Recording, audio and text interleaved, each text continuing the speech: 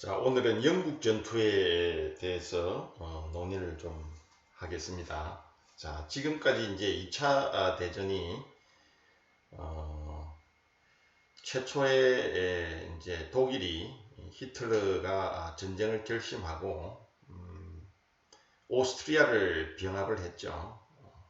그리고 이어서 체코를 침공해서 체코를 점령하고 그리고 폴란드를 이어서 공격해서 폴란드를 점령한 이후에 이제 프랑스를 공격을 해서 약 한 달 좀 넘게 프랑스 전역에서 독일이 전격전으로 신속하게 프랑스를 공격을 해서 굴복을 시키고 결국은 파리를 점령하는 데 성공을 해서 결국은 덩케르크까지 연합군을 완전히 사지로 몰았죠. 그래서 덩케르크에서 완전히 갇혀있던 이 연합국들이 거의 전멸 직전에서 독일의 히틀러가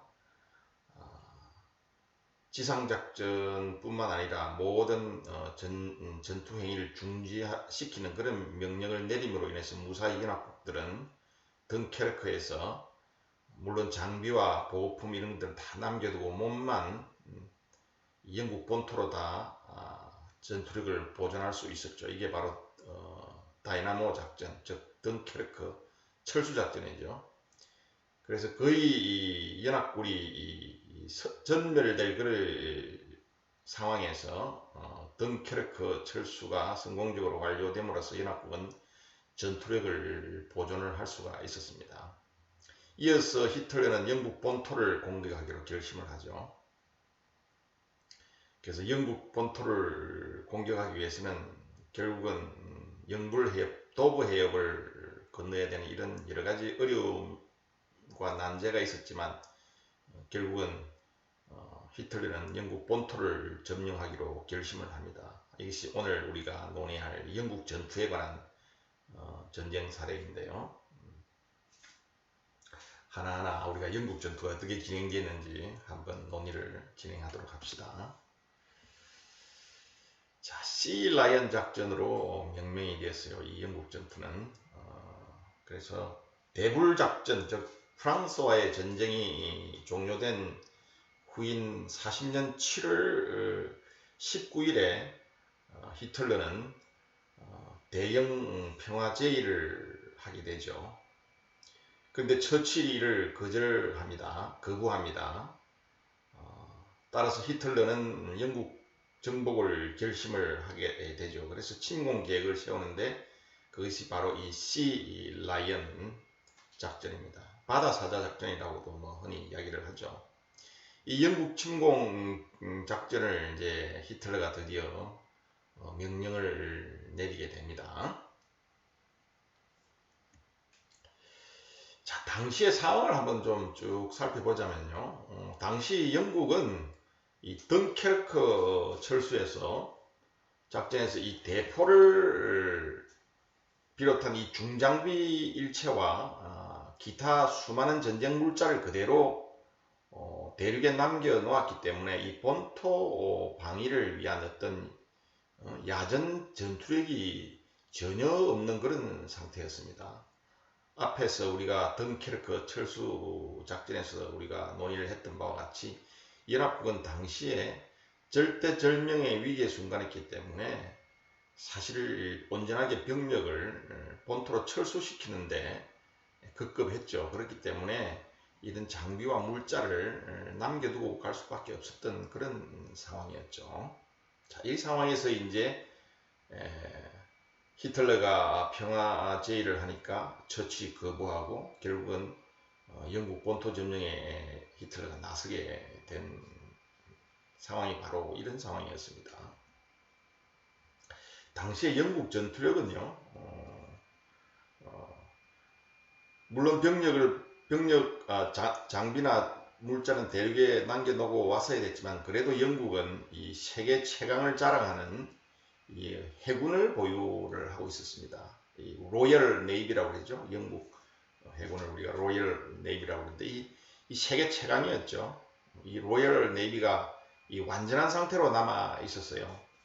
그리고 공군, 로얄 에어포스, 영국 공군 역시 약 59개의 전투 비행 중대를 보유를 하고 있었습니다. 그래서 이 독일군이 영국 본토에 상륙을 하려고 그러면 무엇보다도 우선 도브 해협을 비롯한 이 상륙 지역의 제해권과 제공권 장악이 선행이 되어야 했었죠. 왜냐하면 영국의 해군이 최강의 해군이 여전히 살아 숨쉬고 있었고 또 영국의 공군력도 만만치 않았었죠. 59개의 비행 중대가 적각 전투를 수행할 수 있는 그런 상태이기 때문에 결국은 영국이라는 섬을 정복하기 위해서는 이 바다를 건너야 되죠. 이 해협을 건너야 되기 때문에 해협을 건너기 위해서는 제공권과 제해권 장악이 필수적인 것이었죠. 독일 입장에서는. 자, 그래서 그런데 이 독일은 당시에 영국 해군에 도전할 만한 그런 해군력을 사실 보유하고 있지 못했기 때문에 이 독일 공군은 영국군에 대해서 절대적인 우세를 해야 될 뿐만 아니라 상륙군의 해협 횡단을 방해하지 못하도록 영국 해군까지도 제압해야 하는 이중의 부담을 안고 있었죠. 만약 이 두 가지 조건이 해결되지 않는다면 영국 본토는 사실 점령하기 어렵겠죠. 실패할 수밖에 없는 것이죠. 자, 이와 같은 제한적인 어떤 고려 요소 때문에 이 시 라이언 작전은, 즉 영국 본토 점령 작전은 공중 공격에 의한 제공권의 장악과 또 잠수함과 공군에 의한 영국 봉쇄, 그리고 도브 해협의 제압, 침공 부대의 상륙 등 몇 단계로 나누어서 진행이 될 수밖에 없었습니다. 자, 그래서 이 작전의 수행을 위해서 이 독일은 우선 프랑스와 네덜란드를 비롯한 이 점령 지역 일대의 추진 비행장을 건설을 했고요. 동시에 다량의 보급품과 장비를 집적하기 시작을 했습니다. 그래서 8월 10일까지 총 2,700대의 항공기 투입이 가능하게 되었어요. 자, 이때부터 10월 말까지 전개된 이 독일의 공중 공격은 대략 한 4단계로 전개가 되었습니다. 자, 제1단계는요, 우선 8월 10일부터 18일까지 한 일주일 조금 넘게 진행이 되었는데요. 10일 정도, 8일 정도 진행이 되었죠. 이 기간 중에 약 500대에 달하는 독일군 항공기는 주로 영국의 남동부 해안도시를 비롯해서 호송선단과 비행장, 그리고 항공기 생산 공장, 레이더 기지 등 수많은 목표를 무차별적으로 폭격을 합니다. 자, 이로 말미암아서 영국군의 피해는 막심했었죠. 그러나 독일은 공격을 너무 광범위하게 분산한 결과 제1단계 작전을 실패해버리고 맙니다. 자, 우리가 전쟁의 원칙에서 이게 목표의 원칙이 굉장히 중요하죠. 그런데 독일은 이 1단계 공중공격에서 너무나 광범위한 목표를 설정했기 때문에 결국은 이 공중공격에서 집중의 효과를 또 목표에 집중할 수 없었던 그런 우려를 범하고 말았죠. 결국은 실패하고 말았습니다. 더구나 이 전투기의 폭격기 음호 방법이 굉장히 미숙했어요. 그러니까 각 목표에 폭격을 하러 폭격기가 가면 사실은 음호 전투기가 음호를 잘 해야 되는데 이 음호 전투기 운용이 굉장히 미숙했기 때문에 이 독일의 전투기가 영국의 전투기에 대해서 상당히 큰 피해를 입었습니다. 그리고 이 어모 전투기의 숫자 역시 굉장히 부족했어요. 그래서 독일 폭격기의 피해가 상당히 컸습니다. 독일군의 어모 전투기는 보통 폭격기보다 5,000 내지 10,000피트 높은 상공에서 어모를 했는데요. 이 영국 공군은 이 허점을 교묘히 이용을 했습니다. 다시 말하면 영국 전투기의 일부가 독일의 어모 전투기에 대해서 견제 공격을 가하고 있는 동안에 다른 일부의 영국 전투기들은 이 어모 전투기의 보호로부터 노출된 독일 폭격기들을 집중 공격한 것이죠. 그래서 독일의 급강화 폭격기는 특히 공중전에 취약해서 피해가 심했기 때문에 이러한 영국 공군의 반격에 의해서 독일 폭격기의 거의 3분의 1을 점하는 이 급강화 폭격기 스투트가르트죠.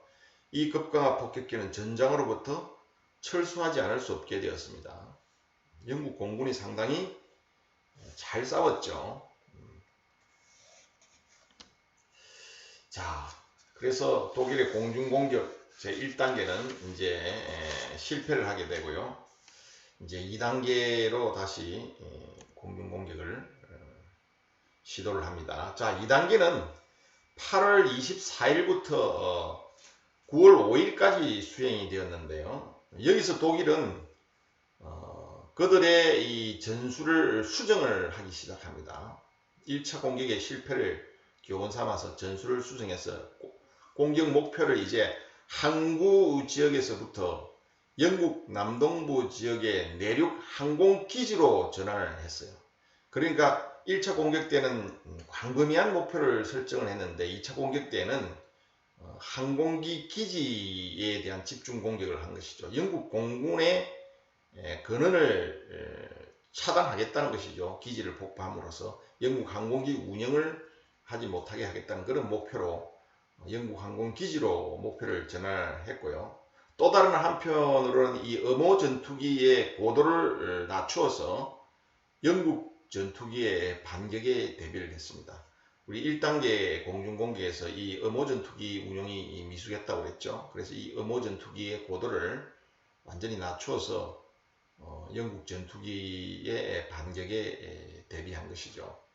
자, 이제 영국의 전투기 사령부는 심각한 위기에 직면을 하게 되었습니다. 영국 조종사들은 이 계속되는 출격으로 이 피로가 아주 극도로 쌓였고요. 또 이를 대체할 만한 훈련된 예비 조종사들이 없었기 때문에 점점점 피해가 늘어갔던 것입니다. 자, 그런데 이 독일은 영국의 전투기 사령부가 소멸 직전에까지 도달했을 무렵에 갑자기 이에 대한 공격을 중지하고 공격 목표를 옮기고 맙니다. 자, 우리가 앞서 이 덩케르크 철수 작전에서도 우리가 살펴보았다시피 이 히틀러가 갑자기 공격 명령을 중지하면서 기사회생했던 이런 사례가 생겼는데 여기서도 또 똑같은 경우가 발생을 합니다. 자, 이제 조금만 더 밀어붙이면 독일 공군이 영국의 공군을 완전히 괴멸시킬 수 있는 그런 수준에까지 성공적으로 작전을 수행해 왔는데 갑자기 또 공격 목표를 바꿔버립니다. 자, 이 당시의 이 사태를 이 처칠은 어떻게 해석을 했냐면요. 독일의 공격이 9월 7일부터 런던으로 이동하고 또한 독일군의 계획이 변경되었음을 알았을 때에 전투기 사령부는 비로소 구제되었다는 느낌을 가지게 되었다라고 해상을 하고 있습니다. 이처럼 절체절명의 위기의 순간에서 독일이 런던으로 공격 목표를 옮김으로 인해서 다시 영국 공군이 살아나는 이런 결과를 초래하게 된 것이죠.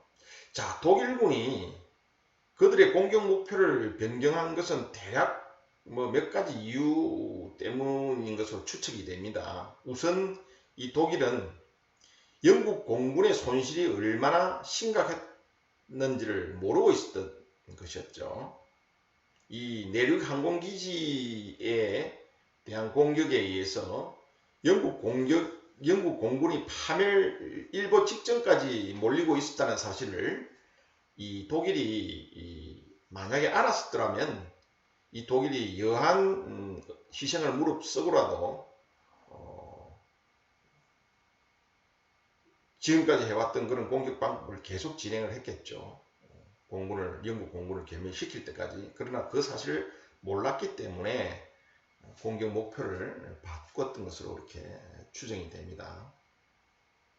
그러나 히틀러가 이 계획을 포기하고 갑자기 이 런던 공습을 명령하게 된 가장 직접적인 원인은 영국 공군의 이 베를린 공습에 대한 보복, 바로 그것 때문이었어요. 연전연승으로 이 축제의 분위기에 들떠 있었던 한밤중에 수도 베를린에 난데없이 폭탄이 떨어졌다는 이 사실은 나치 지도자들의 신경을 극도로 거슬리게 했던 것이죠. 자, 이게 어떤 말이냐면 이 이전에 독일이 영국을 침공하는 이 중에 영국이 독일의 심장부인 베를린을 공습을 하게 됩니다. 전혀 독일로서는 예상하지 못했던 이 기습 공중 공격이었죠. 그래서 독일은 상당히 충격에 빠졌고요. 독일 국민들도 상당히 불안한 마음을 가지게 됐죠. 수도가 느닷없이 한밤중에 공습을 당하니까 얼마나 불안했겠습니까? 자, 이런 것들에 대한 어떤 이 히틀러의 극도의 어떤 분노, 이런 것들이 결국은 이성을 잃고 감정적인 어떤 그런 작전 명령을 하달하게 된 계기가 되었다는 것이죠.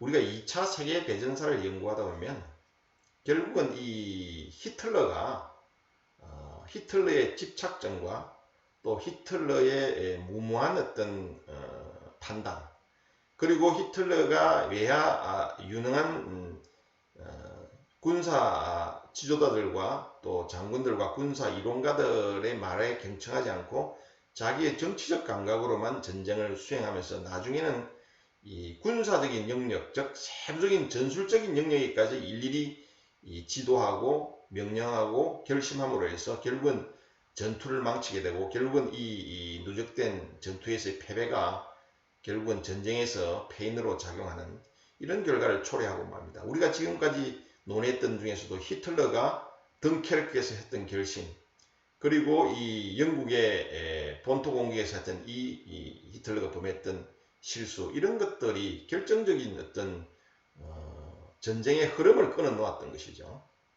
이처럼 이 정치 지도자는 군사 지도자들의 영역을 전문성 없이 어떤 군사적인 목표에 관한 이런 것들을 세부적으로 일일이 간섭하면 결국은 목표를 달성할 수가 없죠. 우리 군에서 지휘도 마찬가지입니다. 아주 높은 계급의 이 고급 제대의 지휘관이 저기 예하 말단 제대의 지휘관이 하는 일에 일일이 다 간섭하고 지시하고 이렇게 부대를 운영하거나 전투를 지휘하게 되면 결국은 전투에서 실패하는 사례가 수도 없이 많습니다. 그렇기 때문에 이 상급 부대를 올라가면 올라갈수록 자기의 역할에 충실해야 되는 것이죠. 자기가 군사령관이면 군사령관의 역할에 충실해야 되는 것이지 사단장이나 연대장, 대대장이 하는 일에 일일이 간섭하게 되면 결국은 자기의 역할을 포기하게 되는 것입니다. 결국은 뇌가 작동하지 않는 인간의 신체라는 것은 있을 수가 없는 것이죠. 뇌가 손발의 역할을 다 하겠다고 나서게 되면 결국은 신체 구조가 망가뜨려지는 것과 마찬가지로 군사작전도 그렇고 또 전쟁도 그렇습니다. 각자 정치가는 정치적인 판단과 정치자로서의 역할, 있는 것이고요. 또 군사 지도자는 군사 지도자로서의 자기의 권한과 역할이 있는 것이고, 또 각 제대 내에서 소부대 또 대부대 이런 제대 내에서도 각 계급과 수준에 따라서 우리가 전술적 수준, 작전적 수준 또는 전략적 수준, 이 수준에 따라서 각 제대에서 자기 역할에 충실하면서 이러한 모든 수준별로 통합이 될 때 결국은 시너지 효과가 나타나고 전쟁에서 승리할 수 있는 것이죠. 그러나 독일은 이런 우수한 군사 지도자들을 가지고 있었음에도 불구하고 히틀러라는 이런 우둔한 어떤 판단 때문에 전쟁을 그르친 이런 사례가 2차 세계대전에는 수도 없이 많이 있습니다. 우리는 이런 것들을 잘 새겨서 교훈으로 삼아야 되겠죠. 자, 어쨌든 히틀러의 갑작스러운 공격 목표 전환으로 다시 영국 공군은 기사 회생의 기회를 맞이하게 됩니다. 자, 어쨌든 이 독일은 공중공격 3단계로서 런던 지역을 공습을 하게 됩니다. 그래서 독일 공군은 9월 7일부터 런던 지역을 공습하기 시작해서 그달 내내 그리고 10월 초순까지 이 런던 공습을 계속했어요. 이것이 이제 3단계 작전이었는데요. 독일은 이 기간 중에 폭격대 의무를 위한 전투기 배정량을 증가를 시키고요. 또 하나는 한편으로는 대공포화를 피하기 위해서 15,000 내지 2만 피트 고도에서 공격을 취했습니다. 이 런던의 유서 깊은 건물과 거리는 곳곳에서 파괴되고 이 수많은 시민들이 사상당하는 그런 결과를 초래했죠. 반면에 독일 공군의 피해도 나날이 늘어가서 드디어 이 시 라이언 계획은 암초에 걸리고 맙니다. 히틀러는 9월 17일 기해서 시 라이언 계획의 실패를 잠정적으로 인정을 하고요. 이 계획을 무기한 연기하도록 지시하기에 이르게 됩니다. 그렇지만 히틀러는 갑자기 공격을 중단함으로써 실패를 드러내 보이고 싶지 않았죠. 그렇기 때문에 4단계의 공습은 10월 초순부터 말일까지 지속이 되었습니다. 4단계가 아니라 3단계 공격을 말하는 것이죠. 3단계 공격은 10월 초순부터 말일까지 계속 이루어졌습니다. 다만 이 독일은 피해를 줄이기 위해서 주간 폭격을 가능한 피하고 주로 야간 공습에 의존을 했던 것이죠. 자, 이 외에도 이때도 역시 주요 목표는 런던을 중심으로 한 도시 지역이었어요. 그러나 영국은 마치 이 불침 전환같이 꿋꿋이 버티고 이 항쟁해서 위기를 극복하고 말았죠. 독일은 그들이 호전적인 침략을 개시해온 이래 최초로 좌절의 고배를 마셨던 것입니다.